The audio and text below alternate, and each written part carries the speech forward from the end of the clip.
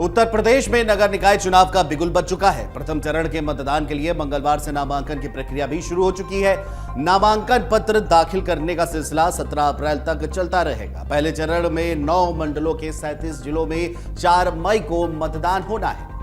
चुनाव को लेकर के राजनीतिक दलों में अब गहमा गहमी भी तेज हो गई है। खासतौर पर प्रत्याशियों के नामों को लेकर राजनीतिक पार्टियों में सबसे ज्यादा उठापटक है। ऐसे में आज हम आपको बताएंगे कि राज्य के 4 प्रमुख राजनीतिक दलों में चुनाव को लेकर क्या क्या तैयारियां की हैं, पार्टियां किस रणनीति के तहत जीत दर्ज करना चाहती हैं। तो टिकट को लेकर सबसे ज्यादा गहमा गहमी सत्ताधारी भाजपा में है। टिकट बंटवारे को लेकर के भाजपा नेताओं के बीच खूब जंग चल रही है और इसके चलते पार्टी में गुटबाजी भी दिख रही है। पार्टी ने इस बार किसी विधायक, सांसद और मंत्री के परिवार के सदस्यों को टिकट नहीं देने का बड़ा फैसला किया है। इसके अलावा पार्टी ने पुराने और युवा कार्यकर्ताओं को मौका देने का भी फैसला किया है। इसको लेकर सोमवार को ही सीएम योगी आदित्यनाथ के आवास पर एक बैठक हुई। कहा यह भी जा रहा है कि सर्च रिपोर्ट के आधार पर 11 मौजूदा मेयरों का टिकट भी कट सकता है। भाजपा ने सरकार के दिग्गज मंत्रियों और संगठन के तेजतर्रार नेताओं को निगम चुनाव की कमान सौंपी है। वित्त मंत्री सुरेश खन्ना को लखनऊ और गोरखपुर नगर निगम का प्रभारी बनाया गया है। वहीं पर्यटन मंत्री जयवीर सिंह को बरेली और वाराणसी नगर निगम का प्रभारी नियुक्त किया गया है। निकाय चुनाव में पार्टी ने प्रत्येक नगर निगम के 7 नगर पालिका परिषद और नगर पंचायत में एक चुनाव संयोजक नियुक्त किए हैं। जीत के समीकरण को कैसे साध पाएगी भाजपा, एक बड़ा सवाल जो है वो खड़ा होता है। दलित पिछड़े वर्ग के ज्यादा से ज्यादा चेहरों को मौका दिया जाएगा। युवाओं और महिलाओं को वरीयता देने की कोशिश होगी। जिन नेताओं या फिर मौजूदा पार्षद और मेयर के सही रिपोर्ट नहीं है उन्हें टिकट नहीं मिलेगा। महिलाओं को जोड़ने के लिए सहभोज का भी आयोजन किया गया है। मुस्लिम बहुल सीटों पर मुस्लिम उम्मीदवार भी उतारने की तैयारियां की गई है। तो ये समीकरण जो है साधने की कोशिश है भाजपा की। 2017 में भाजपा ने नगर निगम चुनाव में बेहतर प्रदर्शन किया था। नगर निगम की 16 में से 14 सीटों पर भाजपा के मेयर चुने गए थे। 2 सीटों पर बसपा के मेयर बने थे। हालांकि नगर पालिका और नगर पंचायत में जरूर पार्टी को झटका लगा था और यही कारण है कि इस बार पार्टी ने नगर निगम के साथ साथ नगर पालिका और नगर पंचायत चुनाव जीतने के लिए भी कमर कस ली है। इस बार नगर निगम में 16 की बजाय 17 सीटें हैं और इस बार शाहजहांपुर को भी नगर निगम का दर्जा मिल गया है। पार्टी की कोशिश है कि सभी 17 सीटों पर भारतीय जनता पार्टी के ही मेयर चुने जाएं। 2017 में नगर निगम चुनाव के दौरान समाजवादी पार्टी ने सबसे खराब प्रदर्शन किया था। सपा को एक भी सीट पर जीत नहीं मिली थी। हालांकि नगर पालिका और नगर पंचायत में जरूर सपा के समर्थित उम्मीदवारों ने सफलता हासिल की थी। प्रदर्शन सुधारने के लिए पार्टी ने नगर निकाय चुनाव की तैयारियां विधानसभा चुनाव के बाद से ही शुरू कर दी थी। सपा की जीत के लिए क्या रणनीति है, इस पर भी कई प्रश्न उठते हैं। यह भी एक बड़ा सवाल है।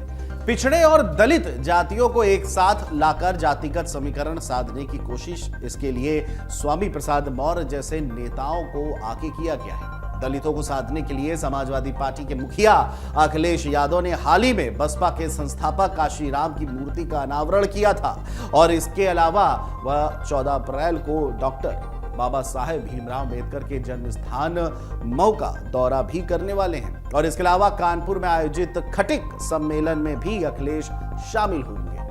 तो ये कहीं ना कहीं रणनीति है समाजवादी पार्टी की नगर निकाय चुनाव को लेकर। युवाओं और महिलाओं को ज्यादा से ज्यादा टिकट देने की भी समाजवादी पार्टी की तैयारी है। मुस्लिम, यादव और दलित गठजोड़ बनाने की कोशिश भी सपा कर रही है। इसके लिए मुस्लिम नेताओं के साथ साथ भीम आर्मी के मुखिया चंद्रशेखर को साथ लाने की तैयारियां भी हो रही है। पश्चिमी उत्तर प्रदेश में रालोद के साथ मैदान में उतरने की भी सपा की एक योजना है। पिछली बार नगर पालिका और नगर पंचायत में जरूर सपा के कुछ प्रत्याशी चुनाव जीत गए थे, लेकिन नगर निगम से बिल्कुल ही साफ हो गए थे।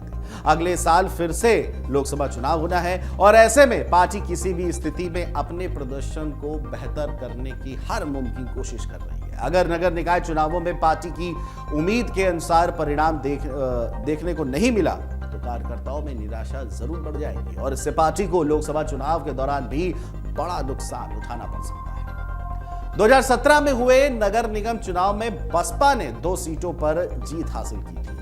अब पार्टी के सामने उन दोनों सीटों को बचाए रखने के साथ साथ नई सीटों पर जीत हासिल करने की एक बड़ी चुनौती है। 2012 विधानसभा चुनाव के बाद से बसपा की स्थिति लगातार खराब होती जा रही है।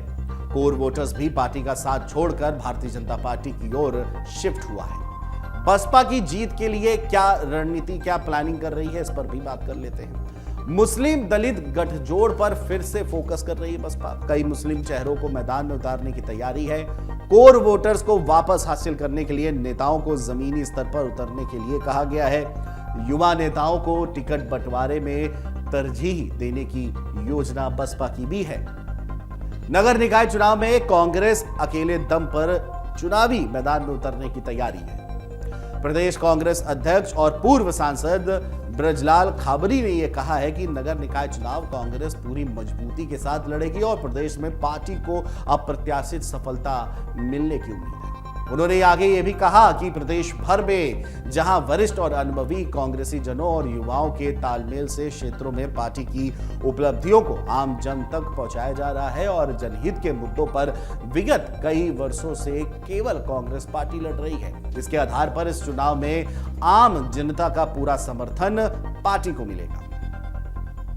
वहीं भाजपा के सहयोगी दलों की भी बात कर ले तो उसमें सहयोगी दलों में शुमार अपना दल और निषाद पार्टी ने भी चुनाव लड़ने का ऐलान कर दिया है। बताया जा रहा है कि दोनों पार्टियां टिकट बंटवारे को लेकर भाजपा के संपर्क में लगातार हैं। भाजपा के एक प्रदेश स्तरीय नेता का यह कहना है कि नगर निगम में पिछली बार 16 में से 14 सीटों पर भाजपा के उम्मीदवारों ने जीत हासिल की थी। ऐसे में नगर निगम की सभी सीटों पर पार्टी अकेले चुनाव लड़ सकती है। हालांकि नगर पालिका और नगर पंचायत की कुछ सीटों पर जरूर सहयोगी दलों के प्रत्याशियों को मौका जरूर दिया जा सकता है। वहीं सुहेल देव भारतीय समाज पार्टी के अध्यक्ष ओम प्रकाश राजभर ने भी अकेले दम पर नगर निकाय चुनाव लड़ने का बड़ा ऐलान कर दिया है। उन्होंने कहा है कि जहां जहां उनकी पार्टी मजबूत है वहां वो अकेले दम पर अपने प्रत्याशी उतारेंगे।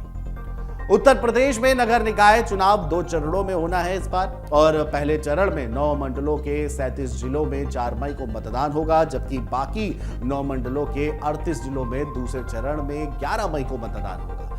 इसके बाद सभी 75 जिलों में 13 मई को मतगणना होगी।